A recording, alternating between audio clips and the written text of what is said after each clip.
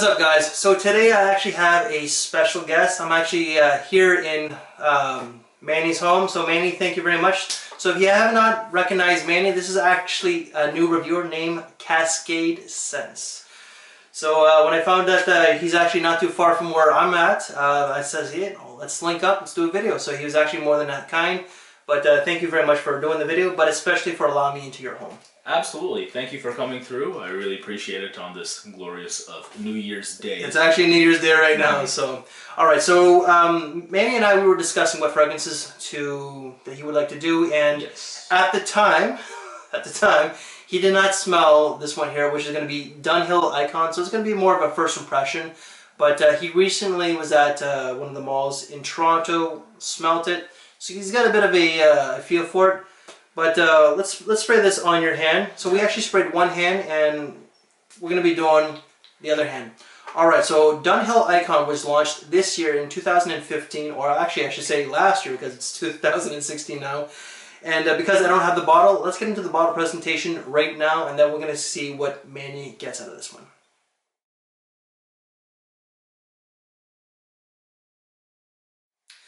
Alright, so Manny, what do you get out of this one? So smell both hands as well. Yes. We're getting a bit more of the heart here because it was sprayed minutes ago. Okay. But straight up, like, we're talking blast of bergamot for sure. Absolutely. Yeah. That's definitely one of the notes. Yes. Oh, automatic summer vibe there. You got the neroli.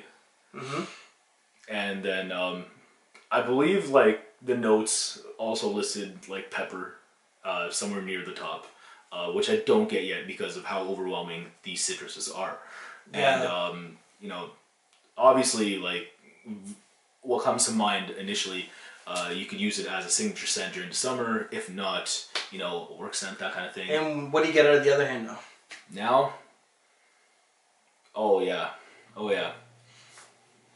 Like, cardamom, because, like, there's, like, that powdery vibe to it. Okay. Yeah. Does that, am I making sense? Yeah. That's one of the notes, actually. Yeah. So that, and I feel like there's like some woods in there coming into play. Okay. But right now, like, I still get a whole lot of the citrus, which lingers throughout the heart. So you want to know what the notes are? Yeah, sure. Alright, so top notes, you got bergamot, neroli, black pepper, and petitgrain, with the mid being lavender, cardamom, which you got. So you got three of the notes. Sage and juniper berries, so that's where the woods are coming in now. Base, vetiver, oud, leather, and oak moss, and iris. Now, what I get out of this fragrance is that I definitely get a blast of that neroli and that bergamot in the opening. I think it's really well blended. And then during the base, I get some of that cardamom, but I get quite a bit of the oud. Now, I have stated numerous times on my channel that I actually hate oud, but it's not, I don't want to say it's dirty or anything like that. It's very light, so it's actually quite enjoyable, that note. But towards the base, that's when the leather comes in and adds a little bit more smoothness to it. What do you think of the fragrance? Do you like it? Do you hate it? Yeah, you know, it's the transition from the top to the heart was like especially smooth. Oh my gosh, like right now, like, it's clearly, let's see. Yeah, the cardamom is definitely coming into play.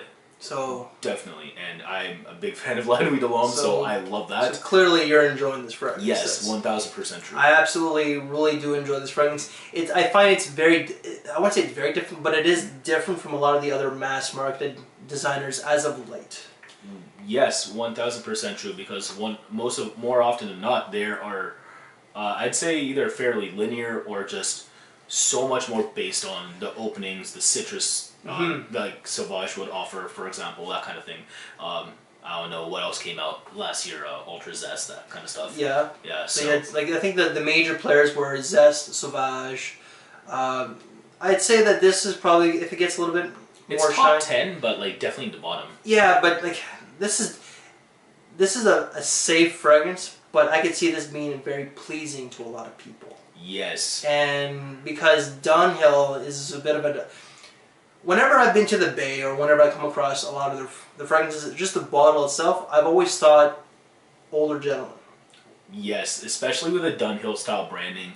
Very, what's it called? Art Deco, almost like, looks like straight up from 1920s. We're talking like 1920s, from like London to NY, like someone who would make that connection all the time.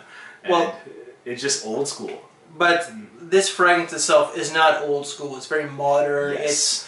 I don't want to say it's a modern day classic, but this is definitely a very this will please the masses. Automatically, like off the bat. Like, But it will also, I think, give Dunhill. I don't want to say that they're struggling. I really don't know, but it will kind of give them a little bit of a boost into more of the mainstream a little bit with a fragrance like this. yeah, especially getting some people excited within the fragcom as well, because it's not like people are like looking out for Desire or any of their other fragrances. No. As of late, they called it Icon. Truly is their icon, because honestly, if they're trying to market some sort of a flagship fragrance, like this is it, because it has that mass appeal. It's not linear smelling, so you know, people like ourselves, you know, who would appreciate something that goes from like citrus to, you know, spicy to like the woody base, you're gonna get that out of this, and it's just overall safe, but it's beautiful. But it's blended very well. Yeah. Ages, what would you say age range for this one?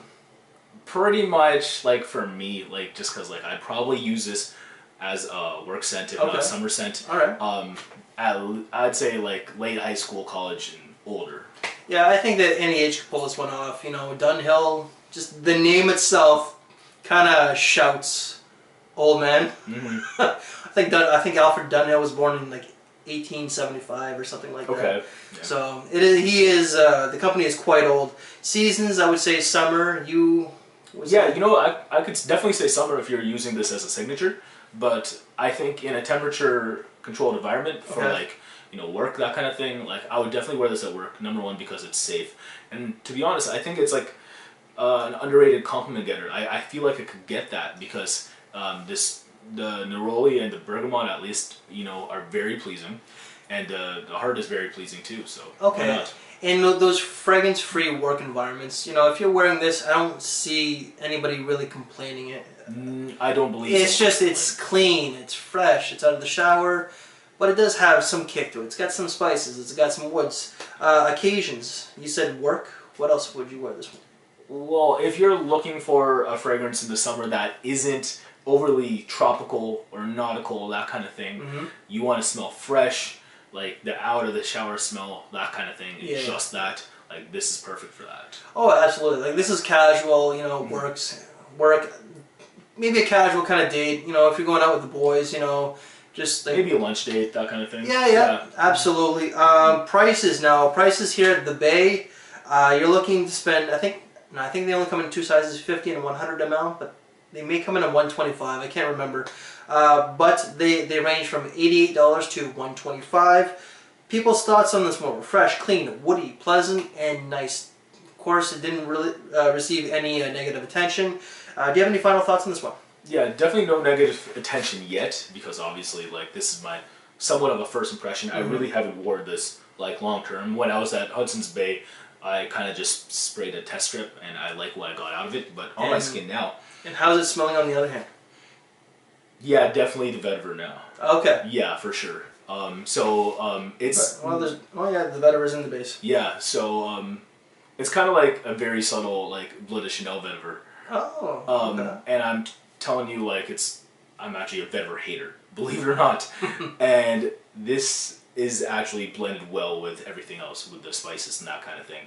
So it's not so pronounced. There's nothing in this fragrance that's overly pronounced besides the opening.